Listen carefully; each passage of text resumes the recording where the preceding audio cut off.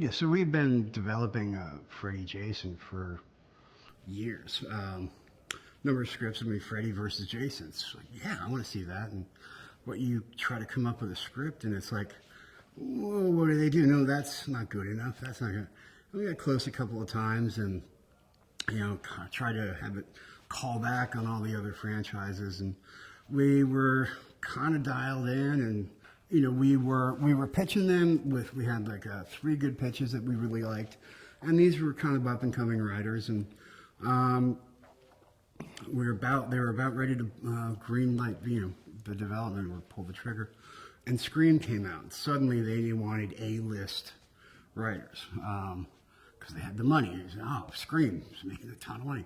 Before Scream came out, you only had Dimension, you had New Line. There were only a couple of places that were making in the horror genre. Everybody else looked down their noses at it. They thought it was silly. That, why would you do that? And then Scream came out, and all the rules changed because it made so much money. Everybody suddenly had a genre department. It was beautiful, and I worked for years because of that. So that put the brakes on things. We hired a whole bunch of writers to come in, spent millions of dollars on scripts, and finally, nothing was really coming together. So it's like, well, let's make a Jason movie, and just started spitballing ideas, and Jason in the Hood, Jason in rehab facility or the hospital, or Jason Goes to Rome. My favorite concept was Jim Isaac wanted to do Jason in Winter, which was, we both were huge Shining fans, so that was, can you imagine the blood trails through the snow and the sound of the crunching snow and all that? That's huge for a horror movie. And no one's ever really done it since Shining, as far as I know. Maybe those zombie movies that were in the snow with the Nazis. Blade had come out a couple of years earlier, and Aliens, of course, was at the time that was still pretty fresh. It's and horror and action. I guess From Dusk Till Dawn is similar to that. It was kind of a changing of the genre. We had hopes that the Jason movie would work more as an action movie than just as a horror film. And by that I meant that it would have a more well-constructed plot with a beginning, middle, and end, rather than just the assumption that you'd have victims and you have Jason and he's going to chop them up, and the real dramatic question is who goes first or second, or who survives. And we had tried to take what we had learned about what an action movie really needs to be, and combine it with in the Jason model. It wasn't supposed to be a quote-unquote reboot. It was more, it was like a one-off, because we were waiting for Freddy Jason to go, and we didn't want to screw up any of the mythology and stuff. So we're trying to figure out what we're going to do with the next Jason movie, because we know we've got Freddy versus Jason in development. We don't want to screw with that. Because we don't know what they're going to do. So if we were to take the movie, at least this was my thinking, if we took the movie and we pushed it into the future. So whatever they're doing, they do it, and it doesn't affect chronologically with anything. And we had Jason Goes to Space, and it was like, yeah, every bad horror film franchise, their last breath is going to space. But when we started putting it together, it's like, oh wait, this could be a lot of fun. We can't really screw anything up, story-wise, if we put them a couple hundred years in the future. And so, I guess it was a reboot. We upgraded him, but it wasn't anything like the Texas Chainsaw or the Friday reboot. He's Jason, so it's as long as there's campers, there's going to be Jason. It was just trying to, come up with something unusual. I guess when Jason Goes to Hell, they went way, against the grain, and we came up with a script that we really kind of enjoyed, and it was like, hey, that's a movie we'd like to go see, and then we tried to make that. Certainly, when I started with it, it was Aliens. It was a mesh between Alien and Aliens. and then it became this sort of self-aware thing, which was great, because the truth is, after 10 movies or after 9 movies, then if you're taking yourself seriously, you're kind of an idiot. And the studio liked it too, and and they said, well, go make it, and then we had to go make it. And space scripts were a lot more expensive than Campers in the Woods. The idea of taking Jason into space was a really big personal financial risk, because. And so I thought, well, let's do. I mean, what I wanted to do was Jason in Blade Runner, which is 300, 400, 500 years in the future. You're on Earth, and somebody comes down into a cellar, and they find this cryogenically frozen Jason. Blah blah blah. And there were robots and all this stuff, because I had a big imagination, and I'd never done this before, and I had no idea how much money I was spending in my brain. In development, we didn't really consider the budget much, and half of that was just for creative, not to put yourself in a box. But really, it was we didn't know how much the stuff cost. And so then everyone came back to me. Isaac came back to me. Sean came back. They were like, no, there's no way we can afford this. I was like, all right, fine. So what if we do Alien? Because Alien is dark and dirty, and you could shoot that anywhere, and you can pass it off as a ship. And so that was the plan. And I actually stole Alien and Alien structure to structure the movie.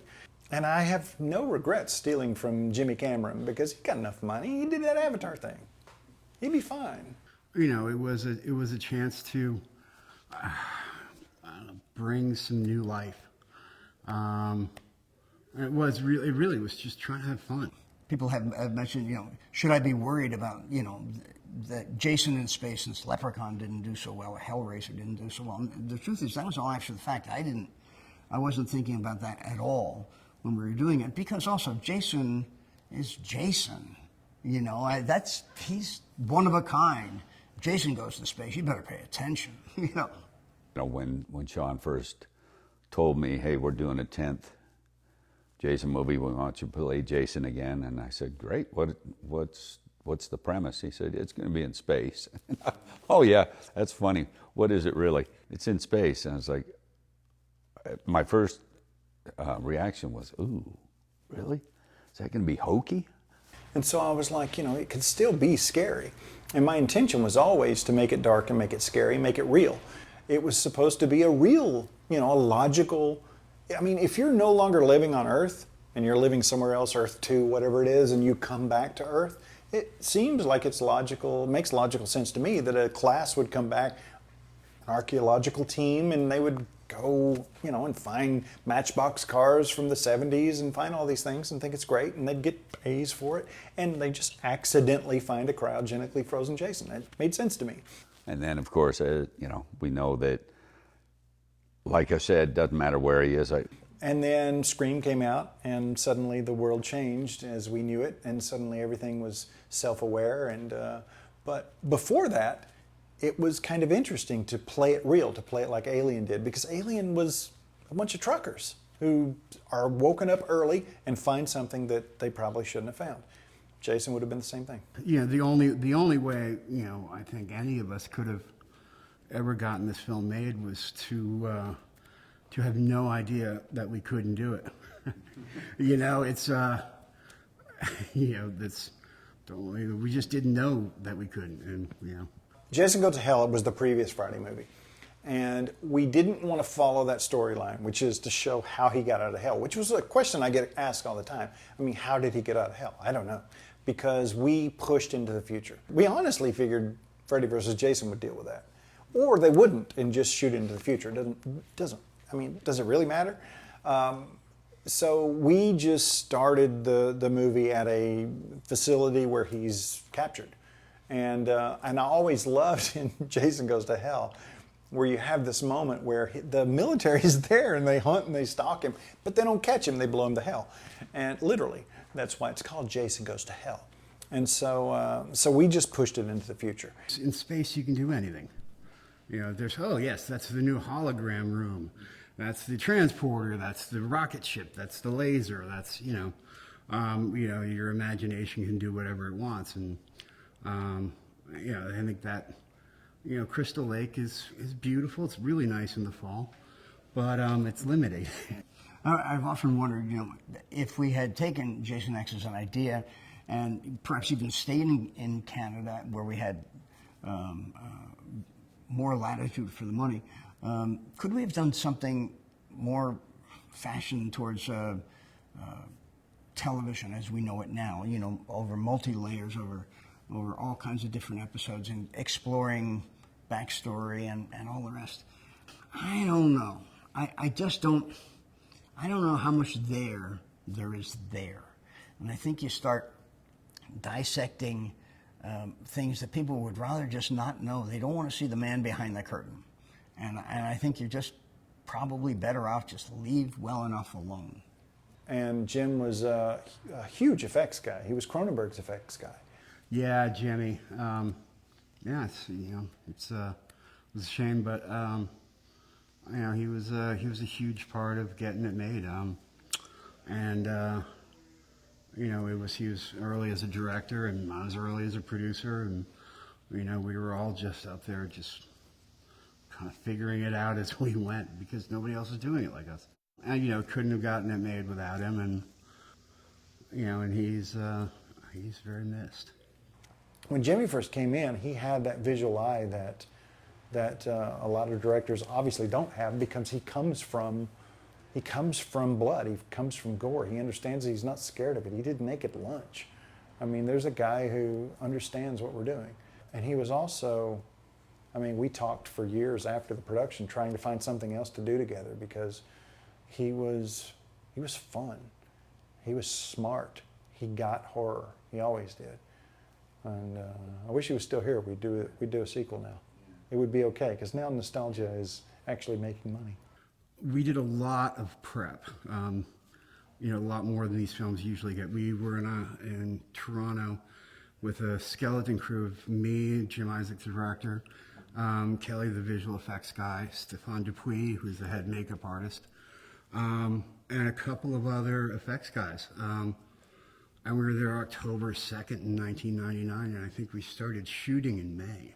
We had set up this little tiny shop to get a jump on all the things that cost so much money down the road. It's like, okay, if we just make these decisions now, we can knock them off, and that part of it worked. That's the only way we could have done it. I had just discovered digital technology. I'd gotten a little camera and was fooling around with it, trying to figure out how you could actually use this sort of video camera in a theatrical way, but asking questions, and finally we discovered a way that we could take the movie and put it into 1080i, which is high def, and everything would be in high def, and there wouldn't be any matching back and forth, and whatever you got on your video monitors was what you were going to wind up with, and it wasn't a big surprise later. We're a space movie, so we're looking at something like 450 CGI shots, which back then was a ton of expense. But we, after trying to figure out how to make all this work for a certain amount of money, we said, well, we decided to not print a frame of film. So we shot on 35 millimeter, but we took that negative and scanned it into the computers, and then the effects guys could do their magic and save time and money. And at the end of the day, we just did a digital negative and then output that as, in one long reel. And that opened the door to us color timing and doing all kinds of things digitally that had never been done before. And that created some technical problems, and it created some political problems, because what are you delivering us? What is this digital inner negative and stuff like that? But it was a great learning experience, and it really helped me understand the evolution of the industry subsequently. Yeah, I think we were pretty much the first to do that. We never printed one frame of film, and we weren't really thinking, oh my God, this is cutting edge. It was just like, well, we can save $75,000 by doing that. We were scraping by so low budget that we shot a normal 35 millimeter frame is 4 perps, they call it, on the side, the little holes on the side of the film. And we said, well, we can only scan in a certain amount, So we'll just shoot 3 perfs, and right there we saved 25% on our stock. Actually, the entire shoot went so smooth. I think we went too long. I think 1 or 2 nights on a 6-week shoot, which is just kind of unheard of. There were two things that changed. One was there was an anti-gravity scene where everybody's floating around, and I mean, originally it was Blade Runner.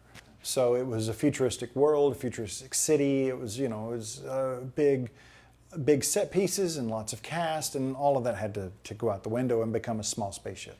The other thing was there was this big set piece where everyone was floating in space and floating in gravity and anti-gravity and all this. I don't remember where that fell, and I don't remember how many drafts in that was, but we had to get rid of that. And then there was, when they first find Jason on Earth 2, he's systems that would come out of their backs that had machine guns and all this stuff. And DeLuca, who had just done Lost in Space. And so he was like, we had some spiders in Lost in Space. Didn't really test well, so let's stay away from that. And I was like, okay. And so I just rewrote it. So there's no spiders now. I think it ended up being about 4.5 with deferments and everything else. Yes, I mean, we did put 15 million pounds of jelly beans into a 4 million jelly bean bag. But it was, Jim Isaac had a lot of contacts and got a lot of favors, and, we just got the right people, and, and we're wise. And I think when Jimmy first went to Cronenberg, and then he came in and rewrote all my lines, and I was like, okay, yeah, that's right. And he was great. He adds just the perfect level of weirdness to a movie that really I didn't think could get any weirder. I don't want them frozen, Rowan. I want them soft. And we had 25 effect shots of, setups every day, and but we just prepped. We just kept it small and made these early decisions and didn't change them, and so we were able to really just move stuff along. So one night, Noel called me in a drunken stupor and said, Starts chasing campers and doing that, and takes the campers and he whacks them against the tree. It was a huge, audience is cheering and going on. They like Jason as he exists there, and the new shiny cool Jason, that was cool, but it didn't have the history, it didn't have the weight, the simplicity of the original Jason, and that's what the audience most strongly responded to.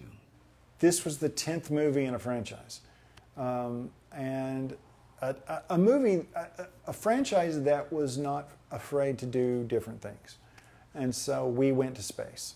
I have no regrets going to space, but I also love in the middle of the movie, and this was always the intention from the beginning. When I first thought of doing this, there was always an intention to go back to Crystal Lake, because I felt like we're taking the audience on a different journey. We're taking the fans on a different journey, not just the audience. Most people, aren't going to go see this if they don't know who Jason is in the first place.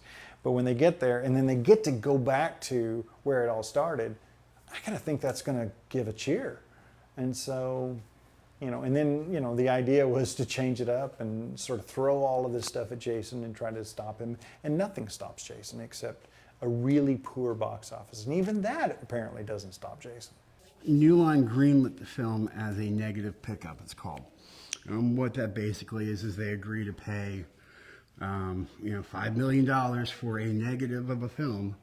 And 12 months, that looks like the script is in color and sync, and and so they let us basically go off and make our little film.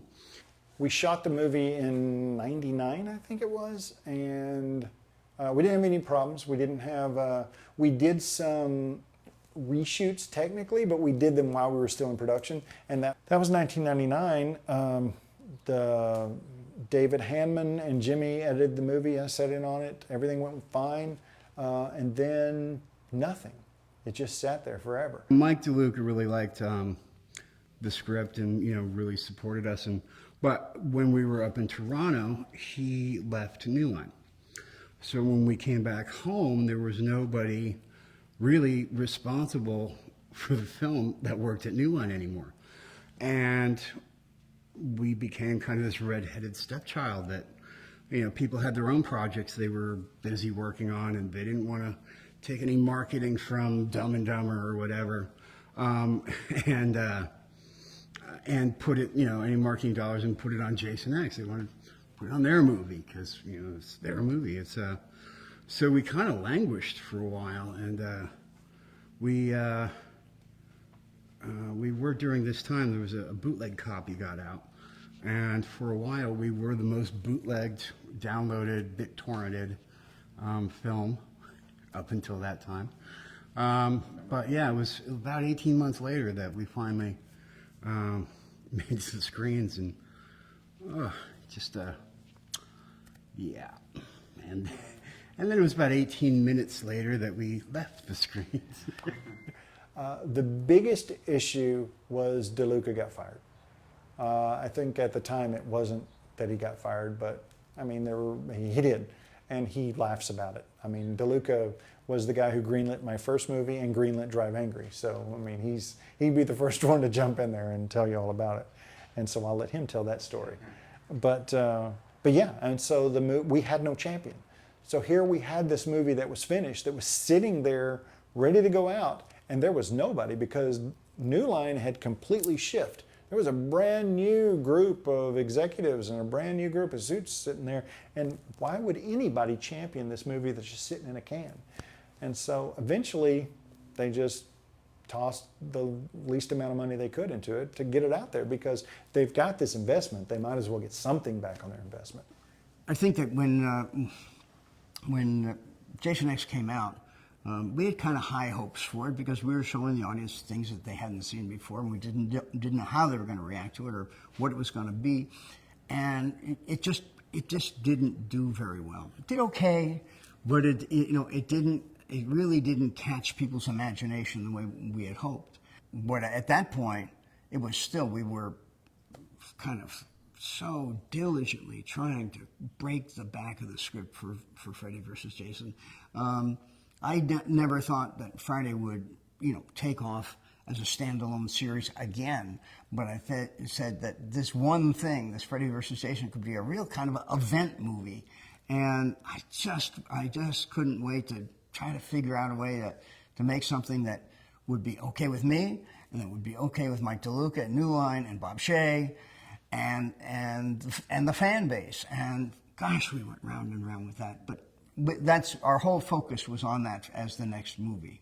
First time I saw it was a screening, and I was not a drinker, but I was a drinker that night, and because I was nervous, and I didn't know what to expect, because you didn't know back then. You didn't know how a movie was going to do until you saw the box office the next weekend, or Monday or Tuesday.